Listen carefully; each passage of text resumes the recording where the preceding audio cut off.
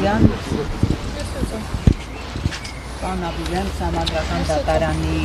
որոշումից անմիջապես հետո, լուծից հետո, երբ որոշվեց, որ Ղուկասյանի քվեները չի բավարարում մասնախորհրդարան, որ ունեցավ այս խզարկությունը անմիջապես առաջի աշխատանքային օրը, սպասում էին այդ վճռին։ Ճիշտ ասած, ուղիղ կապ իհարկե կարելի է անցկացնել, բայց այստեղ պետք է ֆիքսենք շատ կարևոր մի հանգամանք։ Տեսեք, այսօր Փաշինյան թռել է Մոսկվա։ Հենց այսօր էլ այս, չգիտեմ, խոզարկություն անվանեմ, խուժանություն անվանեմ, եթե այս համառությամբ եւ այս կիսառազմականացված օպերացիայի տրամաբանության մեջ տեսնում եք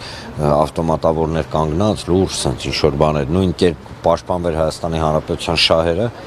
ապա կարծում եմ մենք ավելի լավ ու ավելի անվտանգ երկիր կունենայինք։ Իսկ եթե խոսում ենք ընդհանուր գործընթացի մասին, ապա եկեք ֆիքսենք հետևյալը։ Այսօր Հայաստանի Հանրապետությունում ենթարկվում են կատաղի ճնշումների ընդդիմադիրները եւ ամենակատաղի ճնշումը դեպի Գագիկ Ծառուկյանը։ Եվ հարց տանք մեզ. ինչի համար է սա արվում։ Մենք կարող ենք երկար, տարբեր բաներ խոսել, բայց սա իրականում գիտեք, ֆաշիզմի ուղղակի դրսևորումն է, երբ որ իշխանությունը փորձում է ոչ թե լռեցնել, այլ ընդհանրապես փորձել չեզոքացնել ընդդիմադիր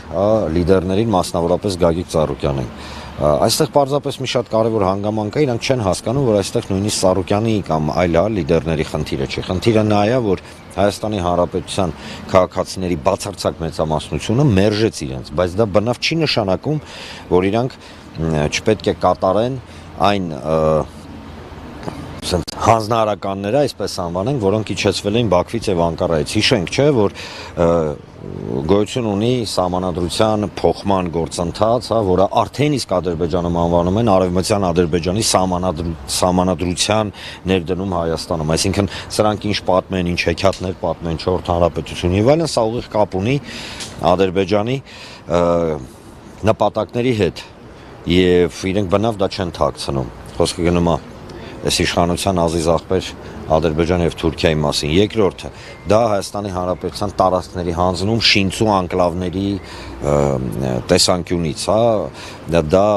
նույն ադրբեջանցիների բնակեցման թեման է, որը Անկարան եւ Բաքուն չնայած սրանք իրancs ճաղում են, որ տես բան չկա, բայց ներողություն էլի որ ճաղելով չի։ Մենք փաստերի վրա ենք հենվում։ Նաեւ իմիջայլոց Հայաստանի Հանրապետության արտաքին հետախուզության ծառայության զեկույցին, որը հրապարակվել էր տարվա սկզբում եւ որտեղ ադրբեջանցիների բնակեցման թեման ներկայացվել որպես ուղիղ վտանգ, բա որ այդ թեման չկա, համաձայն իշխանությանը, ինչի է արտաքին հետախուզության ծառայությունը որպես շատ վտանգավոր գործընթաց բնորոշում։ Վերադառնալով Գագիկ Ծառուկյանի շուրջ տեղի ունեցող գործընթացները պետք է ֆիքսենք հետեւյալը. այնինչ կատարում է Գագիկ Ծառուկյանի հետ դա գործողություն է, որի հիմնական նպատակն է փորձել ջարդել պայմանական ընդդիմությանը եւ այստեղ շատ կարեւոր է հասկանալ հասարակության արձագանքը, որովհետեւ Ժորժ ջան, ստե միայն Ծառուկյանի խնդիրը չի, սա բոլորի խնդիրն է, նույնիսկ այն մարդկանց, ովքեր այսօր միգուցե սենց ասենք, չեն համակրում օրինակ Բարգավաճ Հայաստան կուսակցությանը, բայց ընդդիմադիր հայացքներ ունեն, բոլորին ասա վերաբերում։ Աբովյան, տեսեք, նախընտրական շրջանում Փաշինյանն հայտարարում է, որ կնստացնեն բոլորին, ոնց կսարքեն բոլորին։ Այսինքն այս սպասելի գործողություն չի ունեն դեպքում։ Չէ, ես մի անգամից ասեմ, սա անակնկալ չի։ Ես ձեզ վստահեցնում եմ, սա անակնկալ չի ոչ Գագիկ Ծառուկյանի համար, ոչ Բարգավաճ Հայաստան կուսակցության անդամների, ոչ էլ յուրաքանչյուր Հայաստանի Հանրապետության քաղաքացու, ով ունի նվազագույնը տրամաբանություն։ Բա ինչ պետք է անեն, բա իհարկե իրեն գործում են լրիվ հակապետական եւ հակահայկական տրամաբանության ներքո։ Հարց, այդ ինչ արել Ծառուկյանը, որ որոշել են սենց առավոտ 7-ին ավտոմատավորներով, քիչ ամնում ուղաթիռներով իջնեն, չգիտեմ ինչ արել։ Դա շատ հետաքրքիր է, էլի։ Ինչ արել։ Բանը ասես որ վտանգավոր հանցագործների դեպքում են այսպիսի դիմակավորված եւ զենքերով գալիս։ Բան ինչ-որ շոու անելու համար։ Այսինքն մարդուն, ով Առավոտից երեկո խոսում էր հանրային համերաշխության մասին, խոսում էր Հայաստանի Հանրապետության շահերի մասին, խոսում էր, որ պետք է դուրս գալ, հա, այս շրջանակից իրար խժռելու ատելու, ինքը տենց որակավորում է որպես բան, հա, հանցագործ։ Ես կարծում եմ հանցագործների որակավորումը մի քիչ այլ է, հա, եւ այստեղ այո շատ ճիշտ հարց եք տալիս, ինչ ասեմ, ըստ էության ունենք մի իրավիճակ, ֆիքսում ենք Հայաստանի Հանրապետություն չի աշխատում, սահմանադրություն չի աշխատում, ոչ մի բան ընդհանրապես։ Իսկ Սահմանադրական դատարանի որոշումը ինքը այնքանով էր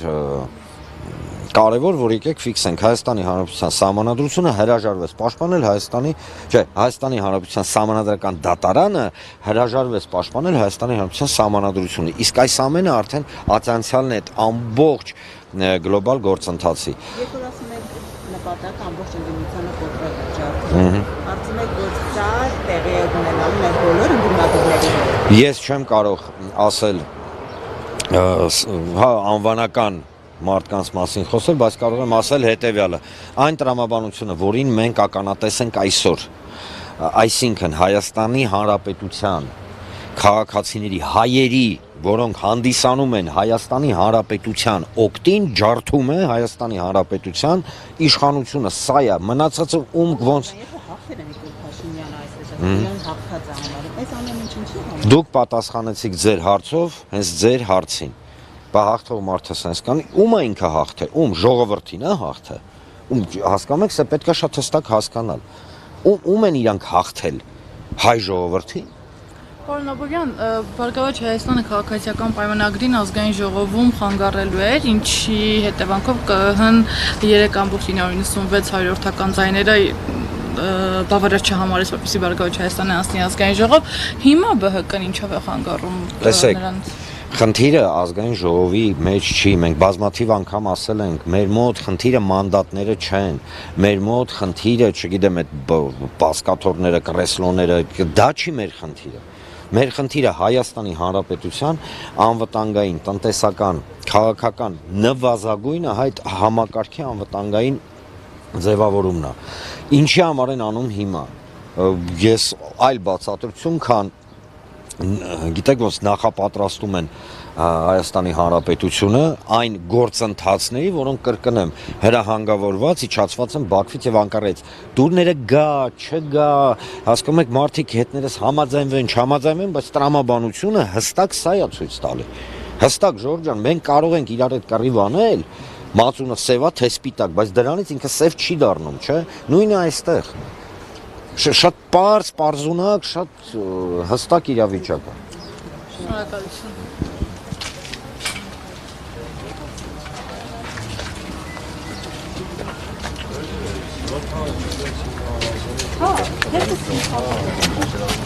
Այո։